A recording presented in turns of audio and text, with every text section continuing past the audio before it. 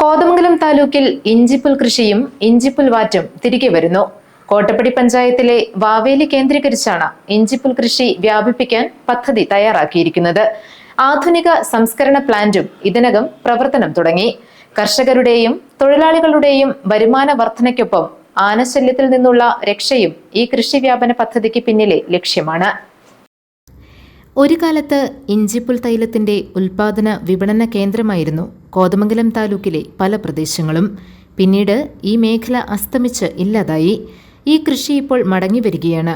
കോട്ടപ്പടി പഞ്ചായത്തിലെ വാവേലി കേന്ദ്രീകരിച്ച് കൃഷി വിജ്ഞാന കേന്ദ്രത്തിന്റെ സഹകരണത്തോടെയാണ് ഇഞ്ചിപ്പുൽ കൃഷി വ്യാപിപ്പിക്കാനുള്ള ശ്രമം നടക്കുന്നത്.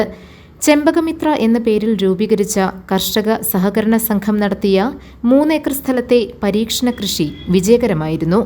ഈ ഘട്ടത്തിലാണ് കർഷകർക്കും തൊഴിലാളികൾക്കും പ്രയോജനപ്രദമാകുന്ന വിധം കൃഷി വ്യാപിപ്പിക്കാമെന്ന തീരുമാനമുണ്ടായത്. ചെമ്പകമിത്രയുടെ നേതൃത്വത്തിൽ സംസ്കരണ പ്ലാന്റ് സ്ഥാപിച്ച് തൈലത്തിന്റെ ഉൽപ്പാദനവും ആരംഭിച്ചിട്ടുണ്ട്. ഇതും വിജയകരമാണെന്നാണ് അനുഭവം.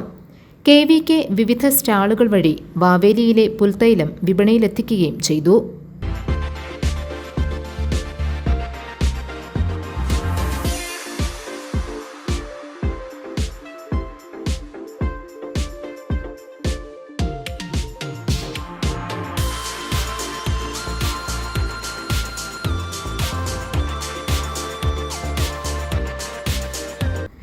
വിജയസാധ്യത മനസ്സിലാക്കി ഇഞ്ചിപ്പുൽ കൃഷിക്ക് സന്നദ്ധരായി ഇതിനകം പലരും രംഗത്ത് വന്നിട്ടുണ്ട്.